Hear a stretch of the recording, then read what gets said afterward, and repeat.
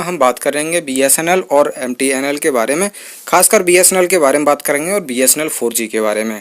और बीआरएस का second instalment नहीं मिला है उसके बारे में भी बात करेंगे और थोड़ा सा कॉन्ट्रैक्ट लेबर के बारे में भी बात करने वाले हैं। तो वीडियो को लास्ट तक देखना, क्योंकि जो भी न्यूज़ का रिजल्ट होता है वो बाद में ही पता चलता है। तो इसलिए आप लोग वीडियो को पूरा देखिए ताकि कोई भी पॉइंट आपसे मिस ना हो और ताकि आप लोगों को पूरी जो न्यूज़ की समरी है वो मिल पाए और आप लोगों को पता चल पाए कि इस न्यूज़ के अंदर क्या था। और आप जो देख रहे हैं ये वेबसाइट, आप इस वेबसाइट पे डेली विजिट करिए, क्योंकि इस पर डेली कुछ ना कुछ अपडेट होता रहता है बीएसएनएल एमटीएनएल से रिलेटेड। तो क्या है कि इस पर टीम वर्क कर रही है, तो इस पर मेरी टीम है, उस पर वो अपडेट करते रहते हैं वो लोग। कभी कभी मुझे जब टाइम नहीं मिलता है वीडियो बनाने का, बीएसएनएल की जो भी यूट्यूब की वीडियो बनाने का, तो मैं नहीं बना पाता हूँ, क्योंकि इस पर डेली न्यूज़ अपडेट होती रहती है। तो आप इसको ज़रूर देखते रहिए और इस पर आप जिसका लिंक आपको डिस्क्रिप्शन में मिल जाएगा, तो आप वहां से अपना इसको लिंक को देख लीजिए। techspr.xyz ये आप डालेंगे लिंक में, तो आपको वहां से ये वेबसाइट है, आप इसको विजिट करिए। आपको वहां पर बीएसएनएल एमटीएनएल से रिलेटेड न्यूज़ डेली अपडेट होती रहती है, क्योंकि इस पर टीम वर्क करती है, तो टीम अपडेट करती रहती है और मुझे जब भी टाइम मिलता है तब मैं वीडियो बनाता हूँ। तो चलो तो वीडियो को करते हैं शुरू। तो यह है BSNL earlier launch 4G service all over India because BSNL get 9,000 crore fund from government for 4G service. मतलब जो 4G सर्विस के लिए गवर्नमेंट की तरफ से इसको 9,000 करोड़ रुपए का फंड अभी पास हुआ है और उसके बारे में नीचे और डिटेल में दिया है। तो चलो हम देखते हैं। बीएसएनएल ने जेटी, नोकिया, हुआवेई को दिया 2G 3G को हटाकर 4G लगाने का आदेश। मतलब इन्होंने 2G 3G जितने भी नेटवर्क्स हैं उनको हटा करके 4G नेटवर्क लगाने का आदेश दे दिया है बीएसएनएल ने। मतलब वहाँ से जो आदेश का इनका कहने का मतलब है कि जो बीएसएनएल ने जो फंड इसको मिला है वो फंड के आधार पर इन्होंने जो कंपनियां हैं जहाँ से 4G सर्विस मतलब 4G स्पेक्ट्रम का जो भी सामान आएगा वो हुआवे और जो नोकिया ये कंपनियां वहाँ से ये इनको प्रोवाइड कराएंगी और इसलिए 4G स्पेक्ट्रम की सुविधा जल्दी मिलेगी। आगे देखते हैं दोस्तों। बीएसएनएल ने अपनी 4th जनरेशन यानी बीएसएनएल 4G को देश भर में बहुत ही जल्दी लाने का फैसला लिया है। और दोस्तों पिछले वर्ष यानी कि 2019 अक्टूबर के महीने में दूरसंचार मंत्री रविशंकर प्रसाद ने रिवाइवल प्लान तैयार करके भारत सरकार संसद भवन में पेश किया था। जो आपको पता हो कि 78,000 का जो इन्होंने इनको फंड जो मिलना था 78 से लेकर मतलब 74 करोड़ से लेकर के 78 करोड़ के बीच में इनको फंड मिलना था, तो वो पास शायद हुआ था 69,000 करोड़ रुपए। 69,000 करोड़ रुपए पास किया गया था, लेकिन उन्होंने मांगा था कि हमको 74 से 78 करोड़ के बीच दे दीजिए। तो जो रविशंकर प्रसाद ने इसको पास करवाया था 69,000 करोड़ रुपए, उसमें बीआरएस का पैसा शामिल था और दूसरा था 4G स्पेक्ट्रम का पैसा शामिल। तो आगे और देख लेते हैं। यह है जिसमें कि वॉलंटरी रिटायरमेंट स्कीम के साथ साथ बीएसएनएल 4G स्पेक्ट्रम को भी शामिल किया गया था, जिसको 1 मार्च से चालू करने का फैसला लिया गया था। और साथ ही साथ ये भी बता दें कि जल्द ही बीएसएनएल देश भर में अपनी 4G सेवा देने लगेगा और जल्दी टेलीकॉम मार्केट अपनी खोई हुई पहचान फिर से वापस लेगा।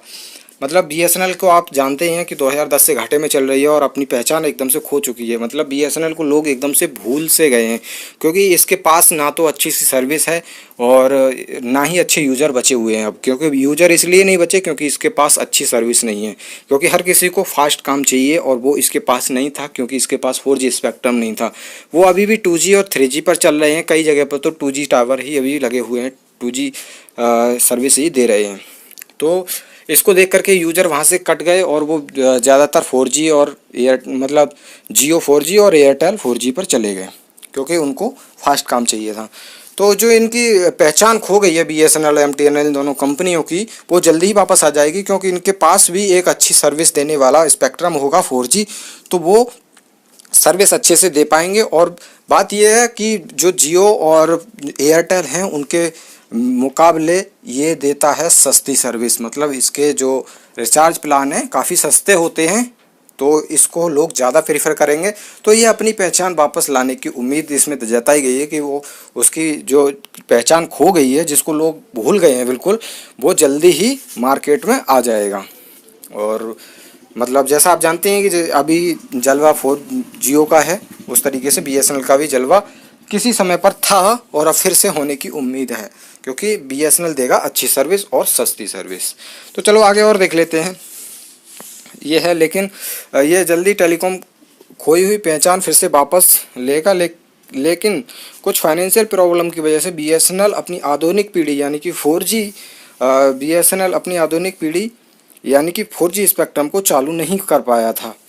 तो आगे जैसे अब इसको पैसा मिल गया है तो फाइनेंशियल प्रॉब्लम जो थी वो दूर हो चुकी है, क्योंकि इनको 9,000 करोड़ रुपए अभी प्रोवाइड करा दिया है गवर्नमेंट ने। तो इसका यूज करके ये 4G स्पेक्ट्रम को तैयार, मतलब हर जगह पर 4G सर्विस को देंगे ऑल ओवर इंडिया में। ये लगभग 50,000 टावरों पर ये लगाने वाले हैं। तो 50,000 टावर ऑल ओवर लगभग हैं इतने इंडिया के अंदर इसके BSNL के। तो वो 50,000 टावरों पर ये अपनी 4G स्पेक्ट्रम को लगाने वाले हैं, वहाँ से 2G और 3G को रिमूव कर देंगे। तो वहाँ पर सर्विस जिस तरीके से जिस एरिया में 4G लग जाएगा वहाँ से अच्छी सर्विस उनको मिलनी शुरू हो जाएगी वहाँ के लोगों को, क्योंकि जहाँ पर लग जाएगा वहाँ चालू कर देंगे। ये ऐसा नहीं कि एक बार पूरा लगा दिया उसके बाद चालू करेंगे, नहीं, जहाँ जहाँ पर लग जाएगा वहाँ पे चालू कर देंगे, सर्विस वहाँ पे देनी शुरू कर देंगे। अभी कुछ जगह पर सर्विस दी भी जा रही है BSNL की तरफ से, क्योंकि BSNL ने पहले भी फंड जो थोड़ा सा मिला था उसका यूज करके इन्होंने कुछ जगह पर अपने 4G सर्विस देनी शुरू कर दी थी। यूपी में भी शायद कई ज़िलों में उन्होंने 2-3 ज़िलों में सर्विस देनी शुरू कर दी है कई टावरों पर।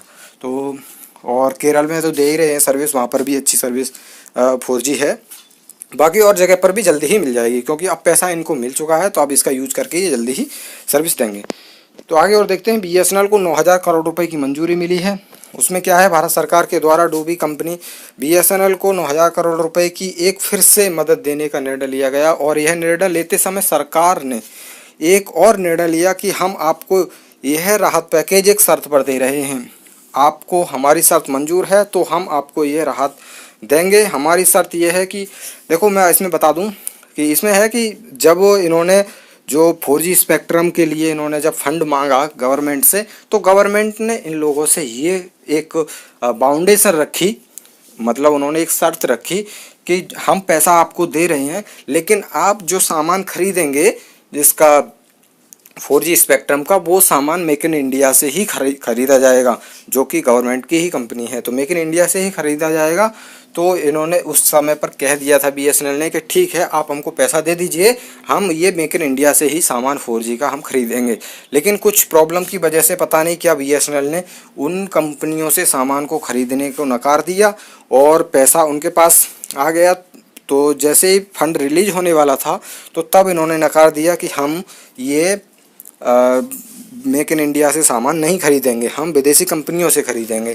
तो उस समय पर जो भी टेलीकॉम सेक्टर, मतलब कि डॉट है, डिपार्टमेंट ऑफ टेलीकॉम, उसने जो पैसा दे रहा था, जो पैकेज पास हुआ था, उसको रिजेक्ट कर दिया और वो वापस ले ली सारे, जितना भी 9,000 करोड़ रुपए उसको देना था, वो 9,000 करोड़ रुपए का जो पैकेज उन्होंने पास किया उसको कर दिया रिफंड, मतलब उसको वापस कर लिया कि हम, और उस पर आरोप लगाया BSNL पे कि BSNL धोखेबाज है और हमारे साथ धोखा किया, हमसे पैसा मांग करके वो मेक इन इंडिया से सामान नहीं खरीदेगा, और उसने ऐसा आरोप उस पर लगाए। तो जब BSNL पे ऐसे आरोप लगे तो BSNL ने मतलब एक लेटर लिखा PM मोदी के लिए, और PM मोदी से उन्होंने कुछ अपनी जो भी परेशानियां थी वो जताई। उन्होंने कहा कि हम मेक इन इंडिया से सामान नहीं खरीद सकते, शायद वो इसलिए क्योंकि मेक इन इंडिया का सामान थोड़ा सा महंगा पड़ता है। बाकी विदेशी जो कंपनियां हैं, चाइना की हुआवे कंपनी है, नोकिया है, वो लोग थोड़ा सस्ता सामान दे देते हैं। तो इसलिए उन्होंने ये अपनी परेशानी जो भी थी वो बताई। तो PM मोदी ने ये अप्रूवल वहाँ से दे दिया। उन्होंने कहा ठीक है, आप किसी दूसरी भी कंपनी से खरीद सकते हैं। तो अब ये सामान ZTE और नोकिया और एक और कंपनी है उससे ये सामान आने वाला है, 2-3 कंपनियों से। तो वो अब PM मोदी ने जब इसका अप्रूवल दे दिया तो अब इन लोगों के लिए यहाँ से सामान लेने की ज़रूरत नहीं है, बाहर से सामान आ जाएगा और सस्ता लग जाएगा। और ये अब कब तक 4G स्टार्ट होगा, तो 4G जल्दी स्टार्ट हो जाएगा। जिस तरीके से लगना शुरू हो जाएगा चालू करना शुरू कर देंगे ये लोग। बीआरएस के सेकंड इंस्टॉलमेंट की बात करें हम, तो बीआरएस के सेकंड इंस्टॉलमेंट के बारे में अभी कोई खबर नहीं आई है, मतलब ऐसी कोई पक्की न्यूज़ नहीं आई है कि कब इनको दिया जाएगा, क्या डेट रहेगी, ऐसा कुछ भी नहीं बोला गया है।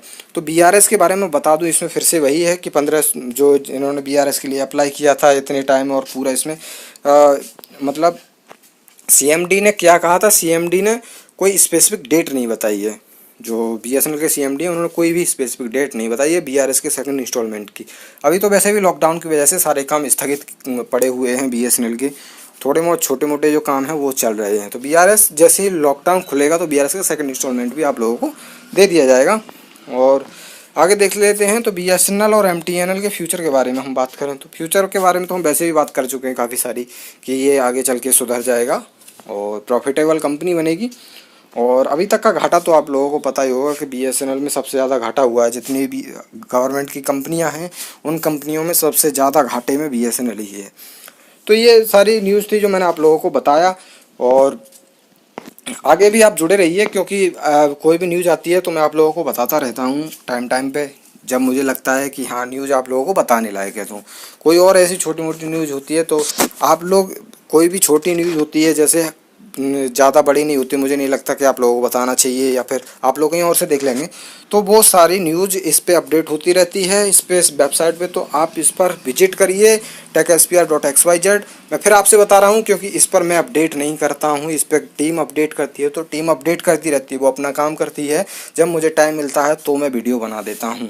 तो आप लोग इसको विजिट करते रहिए, इस पे जाकर के आप देखते रहिए, आपके लिए अच्छी न्यूज़ इस पे आती रहती है।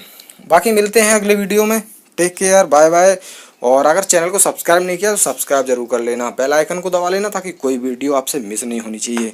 बाकी मिलते हैं अगली वीडियो में।